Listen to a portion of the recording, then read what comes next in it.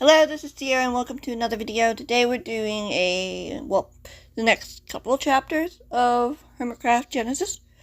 I do have to warn you that this does take place during Marvelous Wonders, so there may be spoilers to that if you haven't watched it or read it. It is a two-parter. It will take you, like over an hour to watch both of them because I did just do that and this won't be like that, but like just a couple chapters, and that's that. Yeah, that's a pretty quick intro. And if you did enjoy the last one from last week, feel free to it wouldn't hurt to subscribe because then it would help me out, and then you can see the next one when it comes out. Hit the bell, and you can figure out what happens next if you're really interested in this little thing. Of course, yeah, like it's gonna start off slow and then pick up speed, and it's just like I have multiple story plot points coming through this thing. Like it's gonna be similar to Season of Clockwork, but of course we'll see. Let's get right in. Chapter 2. Grian opened his eyes, finding himself in a valley covered in lilies and tall, dark trees surrounding the meadow in a crescent moon shape. Grian yawned as he stood, looking down at the picnic blanket he had been lying on. The starry night sky seemed to glow, strands of galaxies high above him, just out of reach. Which one's Scar's? Grian marveled at the twinkling stars. You made it, Impulse's voice spoke from behind. Grian turned, seeing him appear from the forest. I hope I wasn't long, Grian smiled apologetically. I had some trouble falling asleep. Uh-huh. Impulse nodded with a knowing smile. You ready? Grian nodded enthusiastically, looking at his surroundings. Where do we start looking? Here. Impulse held out a hand toward Grian. I could use some strength to look. Grian reluctantly took his hand. This won't hurt, right? Will it? Just imagine a river flowing through the mental link. Maybe we can find a way to slip in if the tormentor is tired. Grian shuddered. What could he do if he finds us? We don't get caught. Okay, lead the way. Grian breathed, squeezing Impulse's hand as he imagined a river of strength flowing between them. He watched as Impulse reached a hand up to the starry sky above, a golden flare shooting from his fingertips as Hermit narrowed his eyes in concentration. Grian watched him for a moment before looking up at the sky, gasping as an image flickered into view. Impulse! Grian! Help me! Scar's pleading cry rang through the meadow. Grian's heart lurched as he felt his friend's agonizing pain bleeding through the cracks of the barrier. Impulse! I'm here. Impulse's thoughts replied to their friend. Grab my hand. It hurts. So much pain. Scar's soft thought echoed. Tears pricked Grian's eyes as he saw Scar reaching out to a wall of flames, his scream piercing the air as the image started to flicker away. I'm coming, Impulse promised as the image faded into the darkness. No! Grian let go of Impulse's hand, running to where the image faded, trying to grasp at any beast left. Scar! We'll find him. Impulse crossed the meadow to stand at his friend's side. Did you get anything? Grian turned to face the older hermit. Impulse managed a weak smile. I think I did get something. Another image started appearing in the sky. Impulse's eyes widened in horror as he waved the image away. What was that? Nothing. Impulse straightened. You know exactly where he is. I have a good idea, Impulse said, turning his back toward Grian. Then what are we waiting for? Why aren't we going over there and saving him? Grian insisted. You saw what they were doing to him. It was a nightmare. Not like any nightmare I have ever seen. Grian crossed his arms. We have to help him. We have to. We will. Impulse turned back to face his friend. I need to talk to Liam about this. You won't go eavesdropping, will you? Grian hesitated. Do you think Campbell's there too? Impulse nodded. Russ said he would make his move soon. But why Scar? He doesn't know anything about that place, does he? Grian stepped closer to his friend, trying to read his expression in the starlit night. He doesn't. But he is one of Stampy's friends. Maybe Campbell... Impulse stopped himself from saying more, shaking his head again. His expression looked sad as he turned toward the forest. Don't go! Grian lunged forward, grabbing his friend by the arm. Please tell me what's going on. I can't, Grian. Impulse's voice cracked. I'm sorry. I just want to keep you safe. Safe from what? Grian demanded, holding tighter to his friend's arm when Impulse tried to pull away. I already know about the Wonder Gem. I already know a little bit about what Mr. A wanted to do with it. Does that have anything to do with why Scar was taken? Is Campbell trying... How do you know about that? Impulse frowned, his eyes betraying his surprise at the hermit's outburst.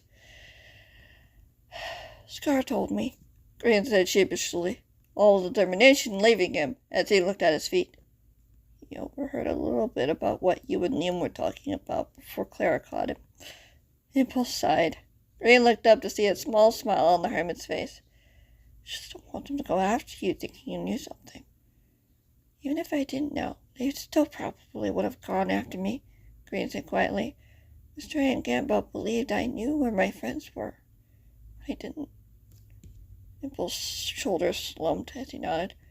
It's hard, Grian, knowing what to do. I want your help, and you have already helped me a lot tonight. It's just... We'll find him. I won't stop until we do. We'll make Campbell pay. We'll make whoever is hurting Scar pay for whatever he's doing to him. Promise. I know you'll do your best. Grian smiled sadly, letting his friend go. Do you think I can do to help? Let me think about it, okay? Impulse asked hopefully, putting a hand on Grian's shoulder. I need you to trust me. Don't tell anyone what you've just told me. There's a reason Stampy kept it secret for so long. Grian met his friend's eyes, seeing the pleading look in his expression. The hermit nodded reluctantly. I won't tell anyone. Thank you. Impulse took a step back, starting to disappear into the shadows of the night. Tears stung Grian's eyes as his mind replayed over what he'd seen. Pain, hearing Scar's agonized screams. Was there nothing he could do? The question still echoed around him. His impulse disappeared completely into darkness, leaving him alone in a world of dreams, where everything was connected. Every hope, every fear, wandered. Not sure the guinea pig liked that last sentence. Chapter 3. Grian opened his eyes at the sound of a bed creaking. He glanced over, seeing Impulse climbing out of bed. The window was hidden by a curtain, yet moonlight still poured in. Grian blinked as he watched as his friend silently crossed the dimly lit sleepover room toward the door where Liam was sleeping. Liam, Impulse whispered, shaking the boy's shoulder gently to wake him. Grian didn't dare move as he watched the 16-year-old stir.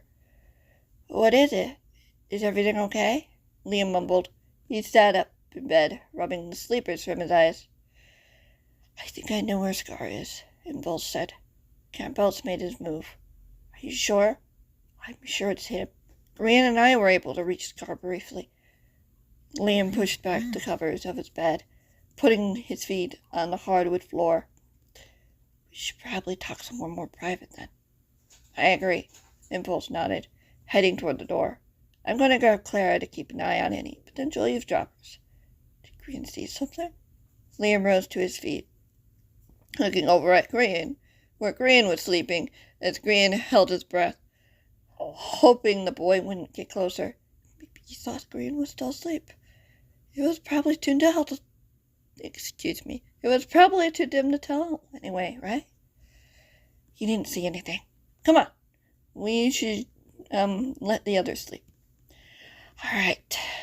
Liam consented, following the hermit out of the room, the door closing behind them. Grian let out the breath that he was holding, with a heavy sigh, clutching his blankets closer to himself. Should he follow them? Try to see what they were up to? It wasn't like he didn't know what was going on. Was Impulse right? Was Campbell trying to use the Wonder Gem and Scar to lure Stampy into a trap? But why would he pick Scar? There were so many more possible options out there. Scar knew nothing about that place, whatever it was, until yesterday. Did Campbell see him as a threat? An easy target? A sour taste filled Grian's mouth as he pushed the covers aside. He wasn't about to go back to sleep with these sorts of questions swirling through his mind. Scar was out there somewhere, in pain, agony. Every part of Grian wanted to go out there and find him, to rescue his friend. Scar didn't deserve this. No one deserved this. He climbed out of bed, heading toward the door as he wiped the sleepers from his eyes. Sleepy. The room was quiet and still. Grian looking back to see how empty the room felt. An empty bed rested near the window, with moonlight illuminating the blankets. Grian looked away, opening the door quietly, slipping into the main room, and leaving the sleepover room door open. Having trouble sleeping tonight? Clara's voice asked from behind. Grian jumped, looking over his shoulder to see her, sure enough, guarding the kitchen door, where no doubt Liam and Impulse were talking. You could say that, Grian admitted sheepishly, walking toward the woman. Nightmares could do that to a person. No kidding, Clara agreed, leaning against the wall beside the door. I've been living a nightmare for years. We all have. I'm living one right now. We'll find him. Campbell will get what's due soon enough. But he's hurting him, Grian whispered, shuddering as the echo of Scar's pain scream filled his mind, making his nightmares worse, making them so bearable. Scar knows he isn't alone. Clara pushed herself from the wall, approaching Grian. If Liam is anything like his aunt and mother, he will find him. He knows how much Scar matters to you. Grian looked down at his feet. Impulse thinks he knows where he is. Clara smiled, putting a hand on Grian's shoulder gently, leading him away from the kitchen door. Grian couldn't hear any voices. She didn't need to. That's good to hear. I just wish there was something I could do, Grian sighed, taking a seat on one of the couches that the woman had led him to. I don't like waiting. No one does. But sometimes rushing into something can make the situation worse. I know, Grian bit his bottom lip, not missing the woman's eye.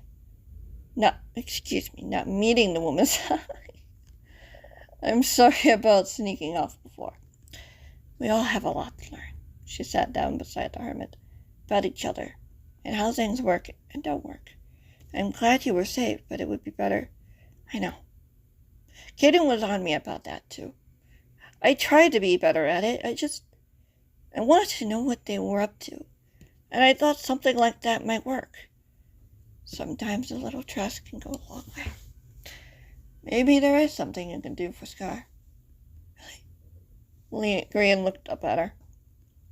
The girls had been working on a room for Jelly upstairs. She smiled.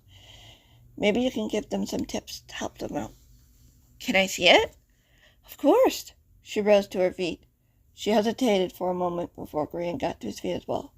You won't try to figure out what they're planning? Impulse is good at this. Grian shrugged. Okay, nothing to worry about. He smiled at the rather puzzled expression. Really? Knowing our plan doesn't change anything. I'm not planning to sneak off if you feel like I'm more useful here. I'd be more useful here. Clara smiled. Good. Follow me to the elevator. Grian followed the woman across the main room toward the elevator. Reaching it as the kitchen door opened, Liam and Impulse stepped out of the room. We'll be heading out in the morning, Liam reported to the woman. Best get some rest then. It'll be a long day for the both of you. Clara said. Good luck. Grian's eyes flashed, meeting Impulse's gaze. Impulse managed to smile, giving his younger friend a nod. See you soon, Jay, Impulse whispered with a wink. Grian watched him disappear into the sleepover room, with Liam right behind. Well, that about does it for this video. Unfortunately, I'm going to leave it there, because, yeah, I didn't record enough to do Chapter 4, so I'm going to do it in the next episode. But it's just a longer video. But, yeah, thank you guys so much for watching. I hope you enjoyed, and I'll see you guys in the next one, whatever that might be. And, yeah, if you did enjoy this video, be sure to leave a like, and if you want to see more, subscribe. And, yeah, so that you can figure out one more video like this come out. Yeah, that about does it for me. I hope you guys have fun and enjoy the rest of your day. Bye. Or night. No, of course. Day or night.